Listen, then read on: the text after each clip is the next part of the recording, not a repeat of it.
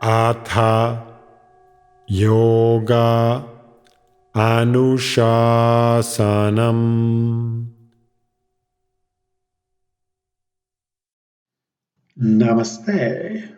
Welcome to Unravel the Thread, a podcast for people who want to apply the Yoga Sutras to yoga practice and to life today. Available online at simple-yoga.org, where you can also find dozens of videos for practice, hundreds of articles, videos for chanting, and guided meditations to enrich your practice. I am Ruben Vasquez, your companion on this journey of exploration. I am grateful for your comments and questions. It really makes my day to know that Unravel the Thread is making a difference in your practice and in your life. This podcast presents excerpts from the book Unravel the Thread, the complete guide for living the Yoga Sutras today. It also offers practices inspired by the Yoga Sutras of PAtanjali. If you love the podcast and want to support my work as an independent content creator, on the simple-yoga.org website, you can easily donate to keep the podcast going. Today we will explore two fundamental needs and one goal. What do I need? And what is my main goal? These two questions are excellent tools to help us explore the depths of our being, not only as an abstract exercise, but more importantly, for providing greater clarity on our motivations and how to direct them in useful and meaningful ways. As we contemplate our own heartfelt answers to these questions, we can also identify specific ways of putting them into practice, as well as to how to recognize the ways in which we veer away from our goal. Let's begin with the first question. What do I need? Thousands of words have been written and spoken in trying to answer this simple question. I would argue that most of what we create as humans is directed at fulfilling what we perceive as our needs. Almost 20 years ago, I had the fortune of having a session with an independent yoga teacher in Haridwar, India. During our session, he asked me if I knew why there were more people interested in yoga in the US than in India. His hypothesis was that in India many people were still trying to fulfill their most basic needs like shelter, food, clothing, and reliable income. Hence, they could not dedicate much time or energy to pursuits before this basic level of survival.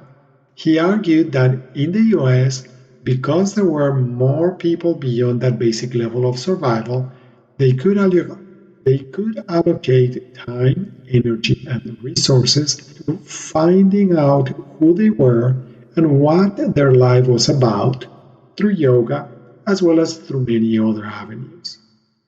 Although seemingly simple, this perspective makes sense, and it also seems to correlate with models suggested by some academics in various fields. I imagine that if you are reading or listening to this, your basic needs are met and that you can afford to invest some time and energy into exploring the depths of your inner life. What do you need? Our first fundamental need.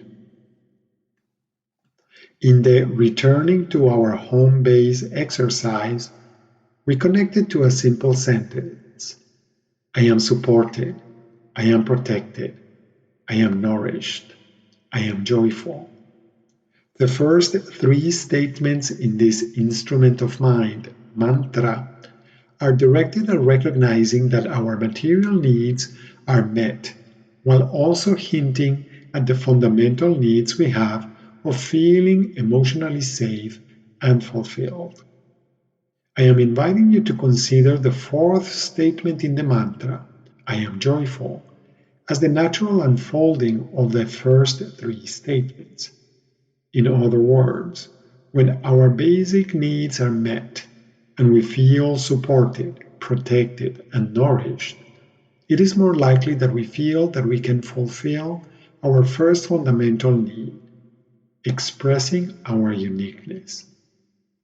In my conversations with many women who have children, I have learned that every mother knows how her child has her own personality almost from birth, perhaps even during gestation. You know that there is nobody else like you. Indeed, it is impossible for anybody else to know exactly the experience of being you, including what you sense, how you perceive, what you think, and how emotions express internally in you. Similarly, no matter how close I may be to somebody, or how well I think I know them, I will never be able to know exactly what their life experience is like. Each one of us is unique. And our first fundamental need is to feel that uniqueness and to express it. Returning to the mantra, the fourth statement, I am joyful, is the desire for and the result of expressing our uniqueness in meaningful ways. Our second fundamental need. Has it ever happened to you that you have a profound experience when something you witness creates a deep wave of emotion in you? Have you noticed how one of your first impulses in the afterglow of such an event is to share that experience with somebody else? For instance, in moments of hardship, like when you are going through a challenging journey or experience, you feel that a strong bond emerges between you and the people that are going through that experience with you. It is similar in moments when you see a magnificent sunset or a murmuration, when hundreds or thousands of birds fly together in an ever changing, graceful dance, and you feel compelled to share that experience with somebody else. We are social beings. We are naturally wired to connect to others. But it is not only that our physiology enables us to be social, it is important to us to feel connected to others in meaningful ways. In fact, even when our basic needs are met, it is challenging to feel joyful when we feel isolated. This is our second fundamental need. We need to connect with other people in a meaningful way. Think about this for a moment. Every single time that something important happens to you, regardless of it being good or bad, you want to share your experience with somebody else that is important in your life. For instance, when you accomplish something, you want your loved ones to share that happiness with you. And if nobody is available at that time, it may even feel like something is diminished. One goal. It truly is amazing that there are so many possibilities for living our lives. It seems that the array of options continues to expand all the time.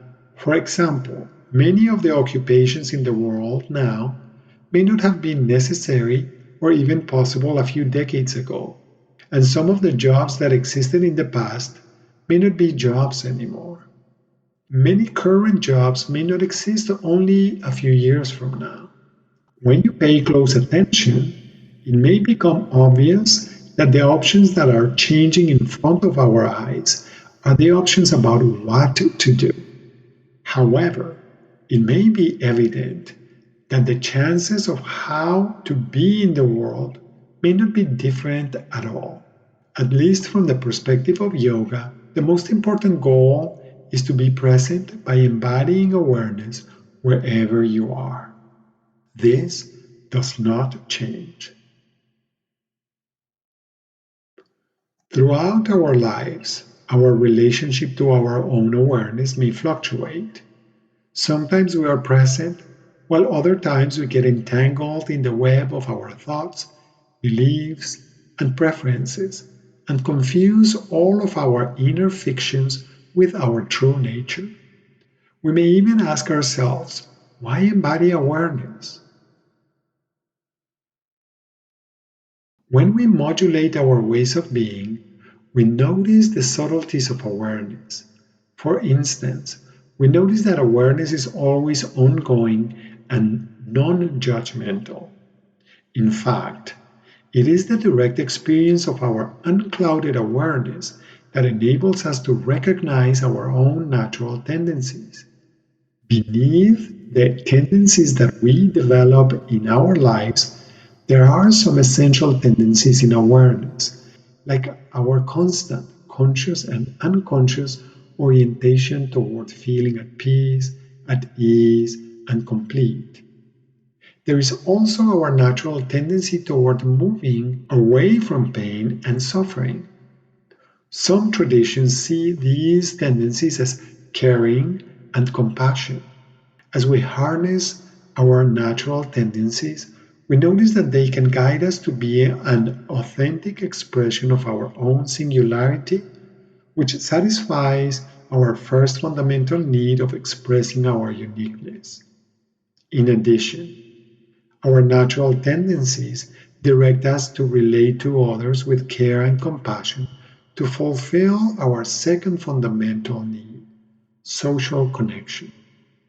The goal of yoga, which I would argue aligns perfectly with our main goal in life, is to use our awareness for enhancing the quality of our participation in our lives by expressing our uniqueness with kindness and compassion toward ourselves, toward the people around us, and toward everything in existence. Each one of us can find many possibilities for honoring our uniqueness and relating to others, no matter who we think we are, no matter where we are, no matter what we think our job is. This week, I invite you to reflect on these ideas. What do you think are your basic needs? What are your fundamental needs?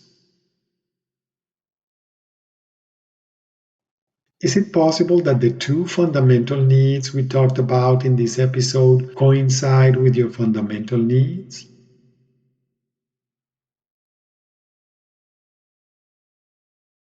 How do your thoughts, intentions, and actions reflect these needs?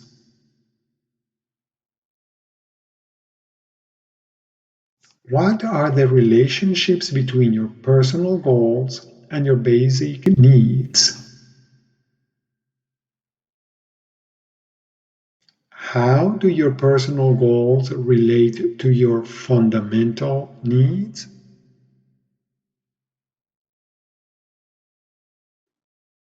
If you had to choose only one goal for your life, what would you choose?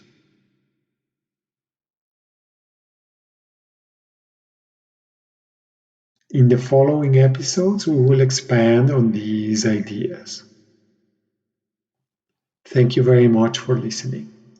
I hope that your exploration this week is enjoyable and that you will join me next week to continue learning more simple and effective techniques. Remember, if you have any questions when trying to apply these ideas, do not hesitate to contact me through my website simple-yoga.org. If Unravel the Thread is part of your day and you feel generous, I would appreciate it if you could support my work with a donation at simple-yoga.org. Thank you. And thank you also for your support by subscribing, liking, and sharing. Remember that you can have your own copy of Unravel the Thread. Until next time, Namaste.